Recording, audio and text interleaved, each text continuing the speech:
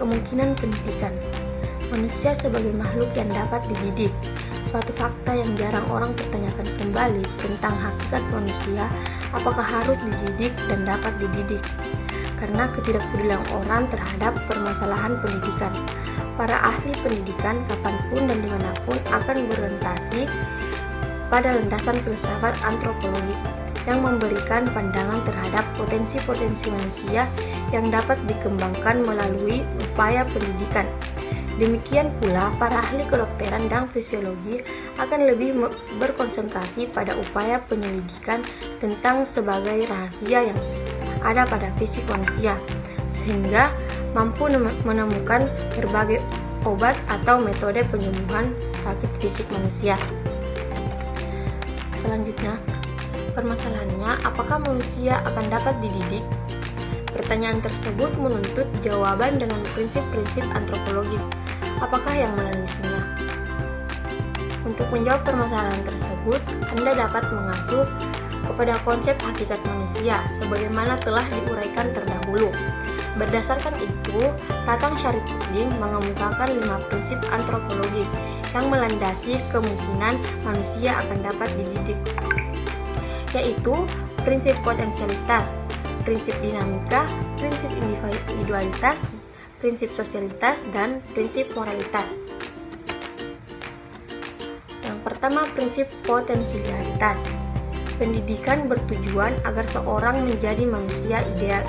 Sosok manusia ideal tersebut antara lain adalah manusia yang beriman dan bertakwa kepada Tuhan Yang Maha Esa, bermoral atau berakhlak mulia, cerdas, berperasaan, berkemauan, mampu berkarya, dan seterusnya. Di pihak lain, manusia memiliki berbagai potensi, yaitu potensi untuk beriman dan bertakwa kepada Tuhan Yang Maha Esa, potensi untuk mampu berbuat baik, potensi cipta, rasa, karsa, dan potensi karya. Sebab itu, manusia akan dapat dididik karena ia memiliki potensi untuk menjadi manusia ideal.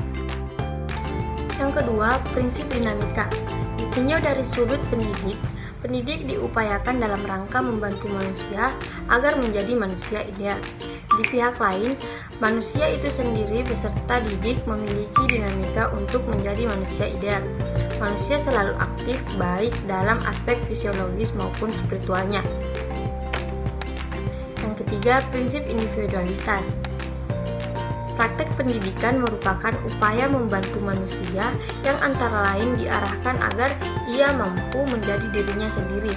Di pihak lain, manusia adalah individu yang memiliki diri sendiri, bebas dan aktif berupaya untuk menjadi dirinya sendiri.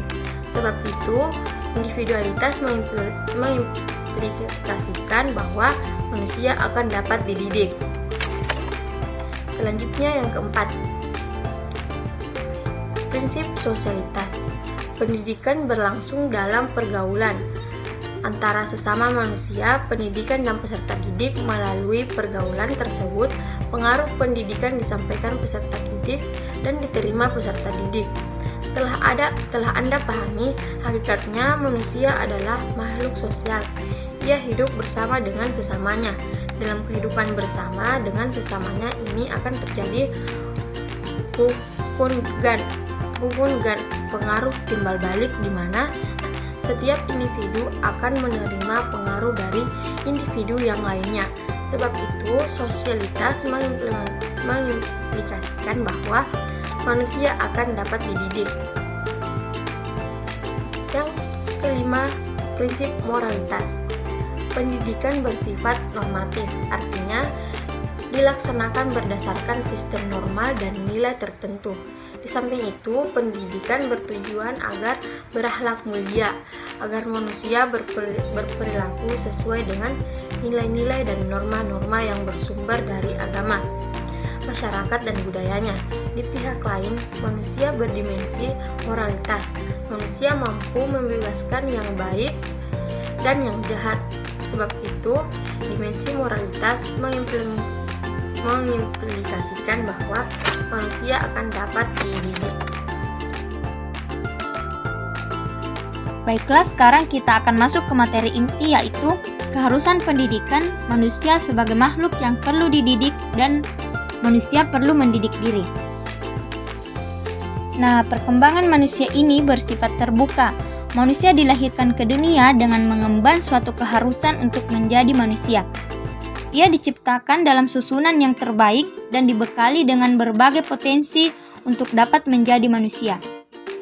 Dengan kata lain, manusia ini diciptakan ke dunia ini sudah dibekali atau sudah memiliki tanggung jawab untuk menjadi manusia.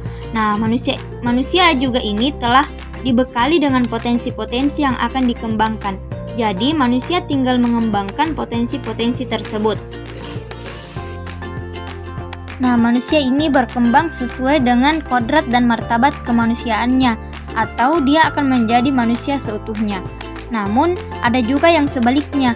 Bukannya dia berkembang menjadi manusia yang seharusnya, namun dia berkembang ke arah yang kurang sesuai dengan atau bahkan tidak sesuai dengan kodrat dan martabat kemanusiaannya.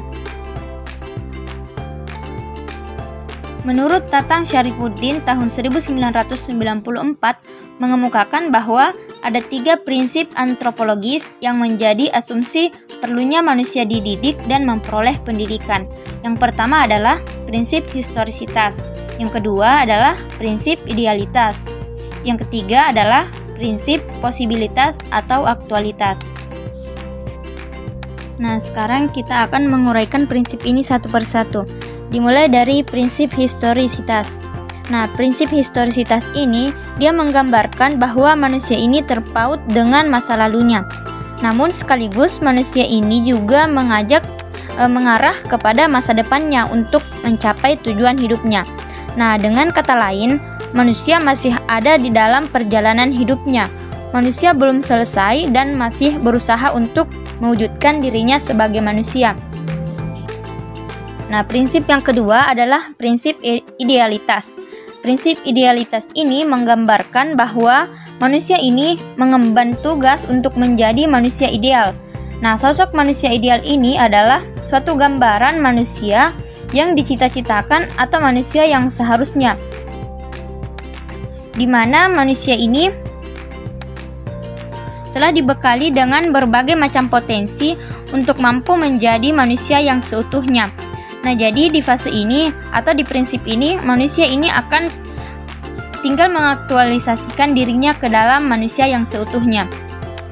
Misalnya potensi untuk beriman dan bertakwa kepada Allah Subhanahu wa taala. Jadi manusia ini sisa mengaktualisasikan dirinya ke dalam manusia yang beriman dan bertakwa kepada Allah Subhanahu wa taala. Sekarang kita masuk ke poin kedua, yaitu manusia harus mendidik dirinya sendiri. Nah, kenapa manusia harus mendidik dirinya sendiri? Menurut Tatang Syarifuddin tahun 2008, manusia harus mendidik dirinya sendiri karena dalam bereksistensi yang harus mengadakan atau menjadikan diri itu, hakikatnya adalah manusia itu sendiri. Jadi, sebaik dan sekuat apapun upaya yang diberikan oleh pihak lain kepada seseorang, namun seseorang tersebut tidak ingin mendidik dirinya, maka hal tersebut dapat dikatakan sia-sia. Nah, jadi teman-teman, dengan kata lain, bahwa ketika orang lain mengajar kita, namun diri kita ini tidak mau berkembang, maka seutuhnya diri kita tidak akan berkembang. Karena yang membuat diri kita berkembang adalah diri kita sendiri. Jadi sebaik dan sekuat apapun upaya yang diberikan manusia, bila seseorang tersebut tidak mau mendidik diri, maka upaya bantuan tersebut tidak akan memberikan kontribusi bagi kemungkinan seseorang tadi untuk menjadi manusia. Lebih dari itu, jika sejak kelahirannya perkembangan dan pengembangan kehidupan manusia diserahkan kepada dirinya masing-masing tanpa dididik oleh orang lain dan tanpa upaya mendidik diri dari pihak manusia yang bersangkutan, kemungkinannya ia hanya akan hidup berdasarkan dorongan instingnya saja.